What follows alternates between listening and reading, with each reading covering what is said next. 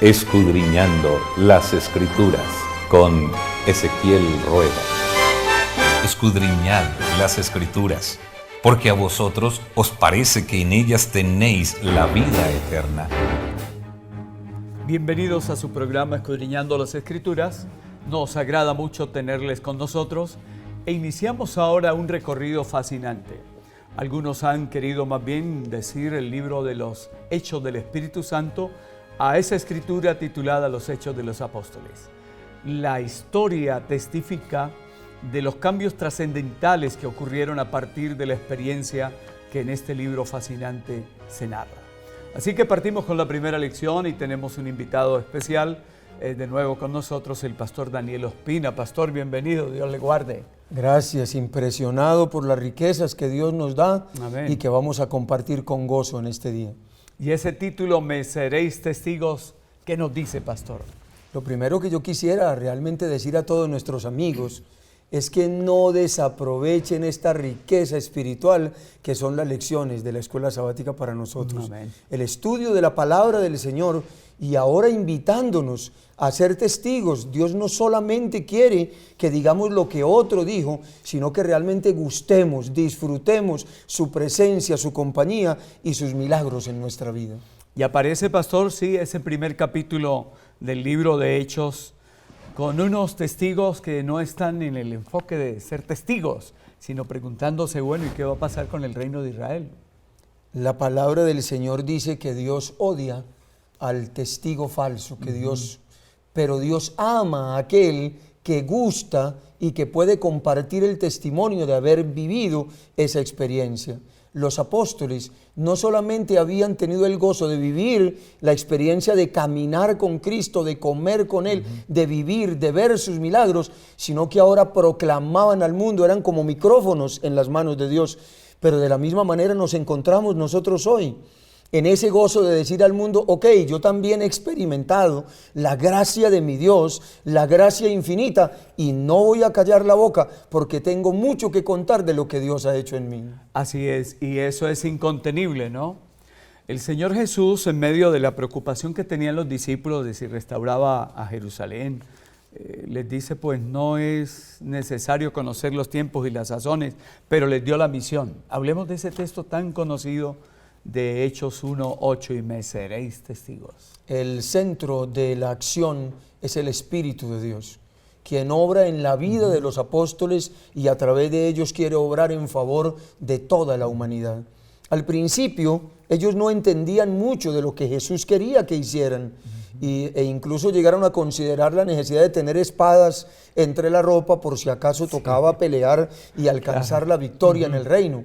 Pero cuando entendieron que realmente su obra era superior y que abarcaba la eternidad, entonces se pusieron a la tarea no solamente de conocer mejor de quién debían testificar, sino qué clase de testigos iban a ser ellos de la resurrección, de la ascensión y de ese Cristo pronto a venir. Así que realmente ser testigo es un privilegio, porque no es lo que alguien me contó, sino lo que arde en mi corazón porque yo lo viví. Así es. Y pastor, en esa tarea hay 4 elementos que se destacan en el tema de la semana. Uno es el don del Espíritu, el papel del testigo, el plan de la misión y la orientación de la misión. Hablemos de cada uno de ellos. El don del Espíritu, su importancia en esto. Cuando los apóstoles que iban camino hacia Emaús y dieron esa expresión que ardía sus corazones cuando Él les hablaba y cuando les abría las Escrituras, ellos de todas maneras expresaron un dejo de tristeza diciendo, y nosotros esperábamos que Él era el que había de redimir a Israel. Pero cuando alguien quiere ser testigo, pastor, el Espíritu del Señor hace en él, primero en mí, y luego en favor de otros una obra gloriosa. Así que en primer lugar, la obra de los testigos es una obra del Espíritu Santo.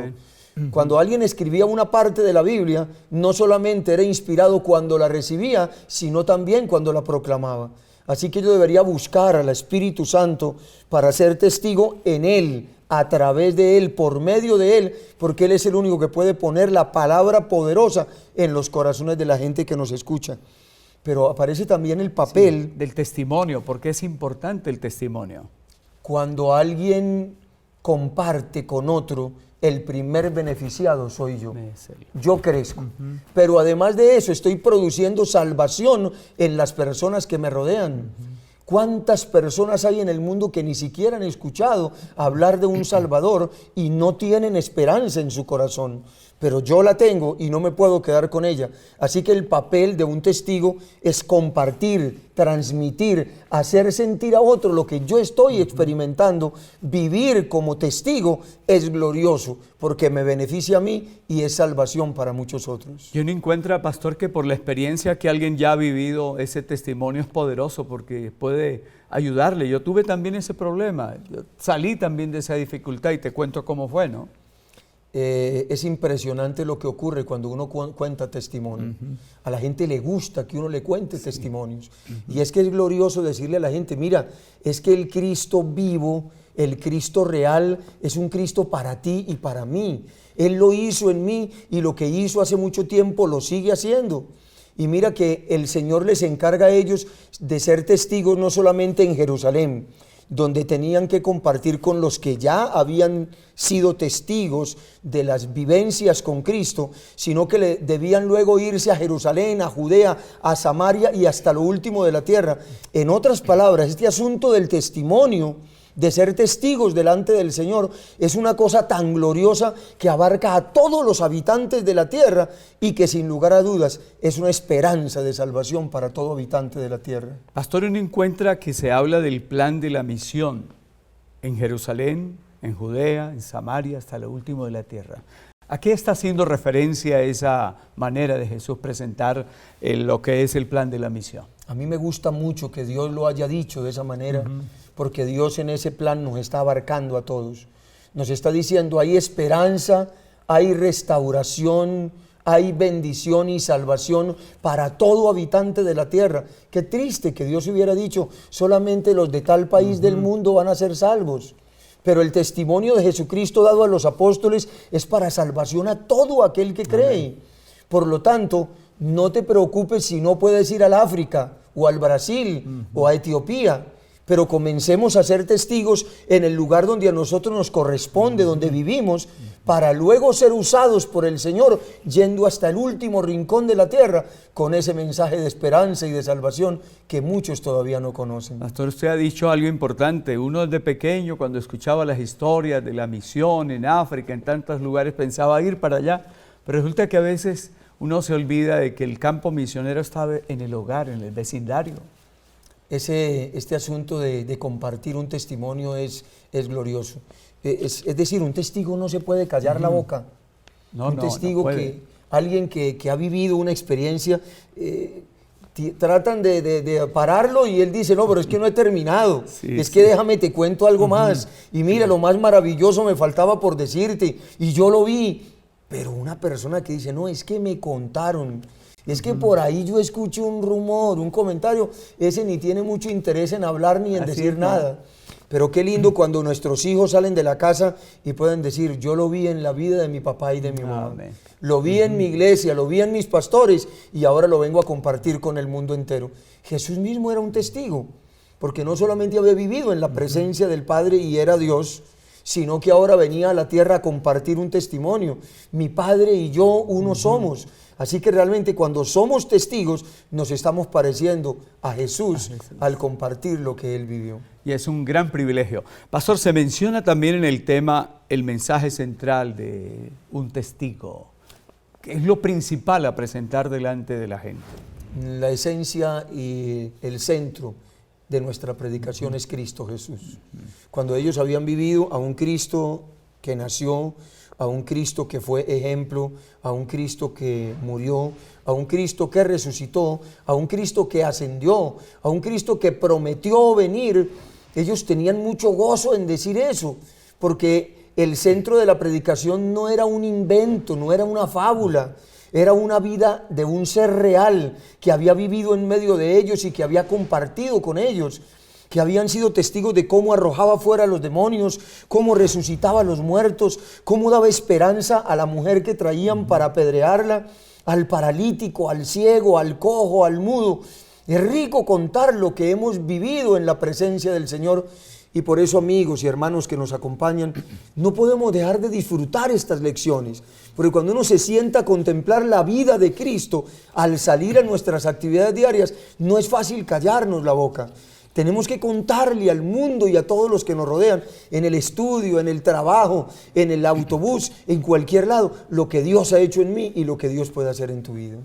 Pastor, y en ese capítulo, además de hablar de las preocupaciones de los discípulos, de la promesa del Espíritu Santo, del papel del testigo, se presenta el cuadro de la segunda venida, siendo ese uno de los temas principales también del testimonio. Yo no sé cómo expresa un niño o una esposa o un esposo cuando tiene la expectativa de alguien que va a venir. Dice, es que faltan 3 días para que mi mamá llegue. Y entonces empieza uno a preparar todo, a organizarse uno mismo, a tener regalitos para ofrecerle a otra persona. El cristianismo hoy en la tierra tiene una gozosa expectativa, pero esa expectativa es una seguridad, es una promesa fiel: vendré otra vez.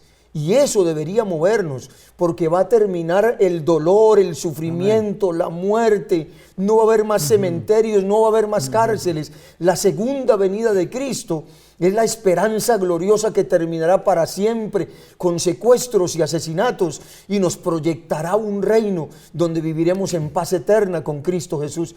El que hoy sabe de la segunda venida y tiene el gozo de proclamarla, sin lugar a dudas es una persona que vive más feliz y probablemente viva más tiempo sobre la tierra, porque ese gozo lo mantiene con vida. Pastor, usted lo dijo, es un evento real. De la manera que habéis visto al Señor ascender al cielo, así vendrá, ¿no? No es una utopía, no es algo que nos imaginamos. Fue visible el ascenso de Jesús al cielo. Fue real, no se desapareció por allá en algún lugar donde nadie lo viera, sino que por el contrario los reunió. Y en esa montaña, en presencia de todos ellos, ascendió al cielo. Y lo vieron, cómo iba, hasta que se desapareció. Y fuera de eso les da el testimonio de 2 ángeles a su alrededor y les dice, mire, si ustedes me vieron ir de manera visible, de esa misma manera con sus propios ojos, y ahora no solo ustedes, sino todo ojo le verá. Pero también, así como estuvo acompañado de ángeles en su ascenso, así un grupo de ángeles gloriosos vendrá acompañándole.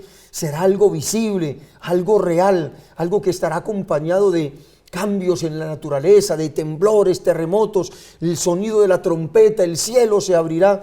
Qué gozo tan grande podemos los testigos de lo que hemos vivido con Cristo proclamar hoy en el gozo de su venida en gloria. Bueno, pastor, después de esa escena, los discípulos sienten la necesidad de atender la invitación de Jesús. Quedaos en Jerusalén. El escudriñamiento, el análisis que los llevó a la experiencia del aposento alto. De ese aposento alto, ¿qué aprendemos? ¿Qué enseña la palabra sobre esto? Primera lección que deberíamos aprender todos los cristianos es que no deberíamos pensar que la obra es trabajo nuestro. Es la obra de Dios, es la iglesia de Dios, es el Espíritu de Dios. Les dijo, no se vayan de aquí hasta que hayan recibido el Espíritu Santo. ¿Será que algunos de los trabajos, de los negocios, de los viajes que hacemos, lo hacemos sin la guía del Espíritu Santo? Con razón cada rato nos sentimos como derrotados. Pero estos hombres esperaron gozosamente el descenso y la expectativa. Y fue algo tan poderoso que los apóstoles tenían las puertas trancadas. Yo no sé cuántos cerrojos y cuántos travesaños le habían puesto por tener miedo de que iba a pasar con ellos lo mismo que le habían hecho a su maestro.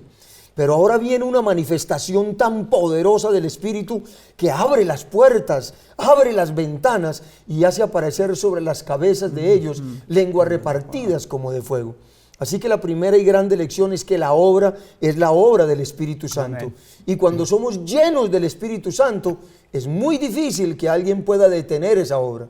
Porque aunque se levante oposición y haya encarcelamiento y pasen dificultades, no haya recursos, es el Espíritu Santo el que comenzó la obra. Amén. Y Él la terminará. Él hará provisión para que nadie pueda detenerla. Siempre, pastor, hablamos aquí de esperanza. 3 años y medio estuvo Jesús con los discípulos. Podría alguien decir se perdió el trabajo. Pero esos 10 días fueron significativos. Necesitamos nuestro propio aposento alto también. Sin lugar a dudas que esperar en la presencia del Señor y aprender a orar nos permite no solamente avanzar más en la gozosa expectativa, sino aprender a confiar en que la promesa de Dios es fiel y verdadera y que Él la va a cumplir. Hermano y amigo que me acompaña, la gloriosa venida del Señor es algo seguro, más seguro que cualquier cosa que tú puedas saber, que te hayan prometido en la vida. En esta tierra 1000 cosas fallarán, pero cuando un cristiano espera y se llena del Espíritu Santo, no solamente saldrá a contar lo que ha experimentado, sino que ahora, lleno del Espíritu de Dios, tendrá palabra de vida para saber expresar. Así que todos necesitamos nuestro aposento, todos necesitamos levantarnos cada mañana para doblar las rodillas, para pedirle: Espíritu de Dios, hoy quiero ser testigo de ti, de tu amor, pero no tengo palabras, yo no sé cómo decirle a la gente, dame la experiencia, permíteme encontrarme en el ascensor, en la calle, en el taxi, con la persona a quien tú ya has estado tocando, y dame palabras. Y lo mismo que Dios hizo a través del Espíritu Santo en la vida de los apóstoles, lo va a hacer dándonos poder como testigos, porque hemos vivido gozosamente esperando recibir el Espíritu en la presencia de Dios. Pastor, este tema emociona mucho porque cuando uno lee sobre el Pentecostés, cómo fluyeron creyentes de todas las direcciones, cómo los perseguidores se convertían en campeones de la verdad, cómo llegaron multitudes a aceptar al Señor, se dice que el futuro derramamiento del Espíritu Santo va a ser más glorioso. La experiencia de la lluvia temprana es algo realmente pequeño comparado con lo que será la experiencia gloriosa de la lluvia tardía. Si en la lluvia temprana los apóstoles, sin letras, sin títulos, sin recursos, sin ser una multitud, un ejército de trabajadores, conmovieron al mundo, ese pequeño puñado de hombres, nos podemos imaginar hoy lo que será la gloriosa lluvia tardía. Amén. Cuando el Espíritu Santo, a través de siervos humildes, consagrados, con semblantes resplandecientes de santa consagración, nos apresuremos de lugar en lugar. Las manifestaciones que el Espíritu Santo va a hacer en tanta gente en el planeta, realmente deberían nuestros corazones estar latiendo de gozo ante lo que será la gloriosa maduración de la cosecha. Pastor, ahí hay un elemento muy importante, y es que a veces parece como que la obra que se ha hecho como que no ha tenido mucho efecto. Vano, sí. Y decimos, es que somos un poquitico, mire, pobrecito, aquí tan pequeños. De ese aposento salió la conmoción para el mundo entero. Todo el mundo. Y de un remanente pequeño, humilde, sencillo, pobre, saldrá la manifestación gloriosa. Tenemos esa gozosa promesa.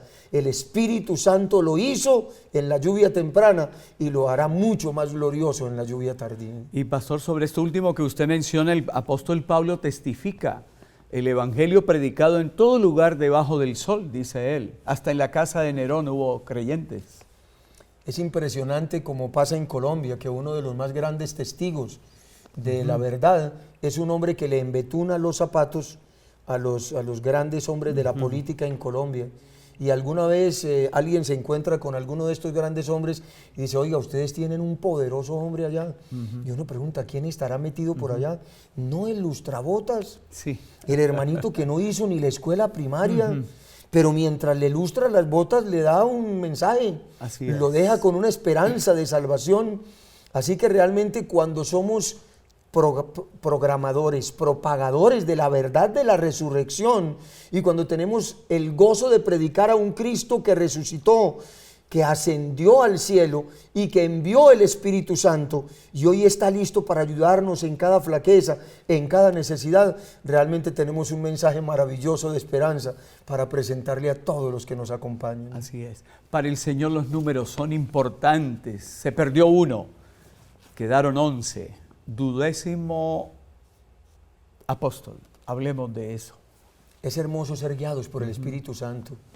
El Señor siempre había querido que fueran 12. Ese número 12 parece que tiene un significado especial y significa completo, significa plenitud. Por lo tanto, no podían ser 11, ni podían ser 8, ni 13, tenía que ser un número especial. Y así como en el Antiguo Testamento formó 12 tribus de Israel y en el Nuevo Testamento puso 12 apóstoles, al faltar uno de ellos, Judas, por causa de la muerte, entonces necesitan elegir a uno y ponen entre dos. y los dos, realmente los dos estaban en la misma condición, Claro. de ser hombres piadosos, de ser temerosos de Dios y llenos del Espíritu Santo, pero ahí era donde se necesitaba la guía del Espíritu Santo. Guiados por el Espíritu Santo, pidieron a Dios el cumplimiento de su voluntad y escogieron a uno, llamado el justo, para que hiciera parte con ellos y para que testificara al mundo de la verdad. Amigo y hermano que nos acompañas en este día, Dios anda aún buscando cómo completar el número de los redimidos. Amén. Y usted y yo somos uno de ellos. Y guiados por el Espíritu Santo podemos ser ese personaje número más que entrará en el reino del Señor y que gozará junto con los enviados, con los testigos de todas las edades de la gracia del Señor que nos fue dada en esta tierra y que será nuestro gozo por toda la eternidad. Al llegar casi al final de nuestro estudio de hoy, de esta oportunidad, hay una frase que aparece que me parece muy significativa. Dios necesita más testigos que abogados. Toda persona puede testificar, pero si un abogado realmente hace un trabajo, pero no presenta a Cristo y no presenta el poder de Dios, al final de la historia del mundo su obra podrá ser considerada de poco. Dios necesita médicos, Dios necesita psicólogos, Dios necesita arquitectos, pero cada uno tenemos que reconocer que Dios nos dio ese don, es para que le seamos testigos. Por lo tanto necesitamos abogados, testigos, médicos, testigos, arquitectos, testigos, pero el elemento que nos debe unificar a todos, es que en cualquier ramo del saber podemos testificar de ese Rey de Gloria que ganó nuestro corazón y sigue haciendo milagros en los corazones. Pastor, a veces se corren riesgos como los discípulos de estar más preocupados por los tiempos, por lo que va a acontecer, por las noticias y nos olvidamos del testimonio. Amados, la verdad es hora de ver menos Caracol, menos RCN, menos revistas, menos noticias en general. Es hora de mirar más la noticia de Dios. Es hora de fijarnos más en el mensaje del cielo, en el mensaje divino, porque Dios para este tiempo tiene mensaje de urgencia y no necesitamos tanto saber las noticias de los hombres, sino las noticias del pronto regreso que nos muestran que el fin de todas las cosas está cerca. Y es que Jesús les dice, no os conviene saber los tiempos ni las sazones, eso está en la potestad del Padre, pero me seréis testigos. Pastor, el último de los mensajes para compartir. Ser testigo es lo más glorioso. No podemos ser testigos a menos que hayamos pasado tiempo con Dios. Cada mañana llenarnos de Dios, llenarnos de su vida y de su historia y luego salir a contarle a otros, Cristo lo hizo, Cristo lo está haciendo, Cristo lo va a hacer en ti. Que Dios nos bendiga y que lo más gozoso sea testificar de la experiencia que hemos vivido con Cristo Jesús. Estamos apenas comenzando este estudio fascinante de los Hechos de los Apóstoles, los Hechos del Espíritu Santo, así que agradecemos a Dios por esta apertura del tema y le pedimos a Él que nos guíe para cada día buscar más de su sabiduría, conocer más de Él, para estar capacitados y servirle como testigos. Pastor Ospina, muchas gracias. Dios le bendiga. La gracia de Dios sea con todos ahora y por siempre. Amén. Hacemos nuestros ojos, se acerca su venida, se oyen ya los pasos del Rey que se aproxima. La tarea aún nos queda de anunciar.